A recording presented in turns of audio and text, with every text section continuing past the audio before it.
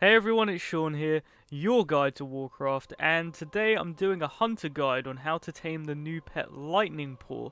Now, this is a new spirit beast that can only be tamed by beast mastery hunters that was added in patch 7.1.5, and you can only find him, or her, I don't know, in Duskwood.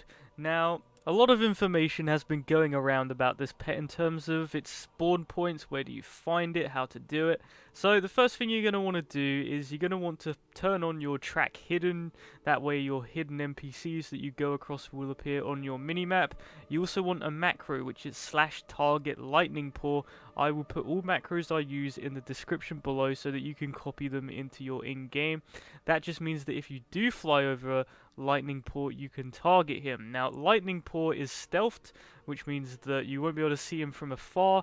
You have to get real up close, and then if you're lucky enough, that's what the macro's for, you'll be able to target him and find him and tame him. But, as you might have guessed, he's a rare spawn, and that's not as easy as it sounds. Now, when people first started finding him, the thing in common that Lightning Paw had is that all his spawn points were in bushes, and these bushes had blinking eyes, so everyone was listing waypoints of go to every bush with blinking eyes in Duskwood, and there were big huge macros, and I've tried all of them.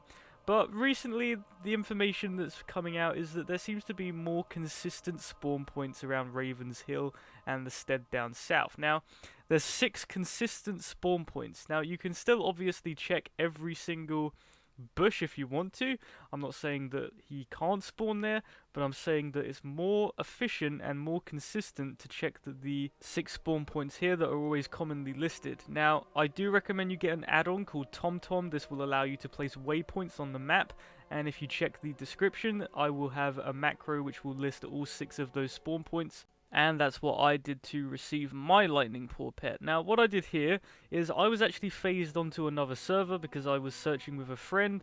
I decided there's nothing here, so I decided to leave group, and as you can tell by the spider, I phased back to my original server, and he was in the bush right behind me. I couldn't believe it, and you can just tame him, no damage. You can tame him as any level hunter, I believe. I believe that Lightning Paw will scale down, so if you're just questing in Duskwood, you are still able to tame and get Lightning Paw. There is no level cap, but obviously being a higher level means you can fly around, and if you're on a PvP server, it means that you might be able to clear out other players that are causing you grief. And it's also worth mentioning the spawn timer on Lightning Paw. I didn't mention that. He has between, from what I hear from Wowhead, about between a 2 to 8 hour spawn.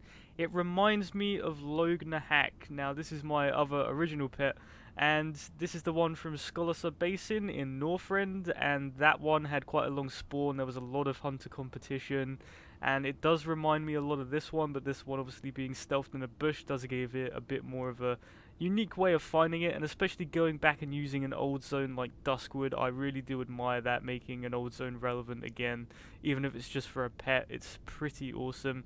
And so again, macros will be in the description. That's all for this video.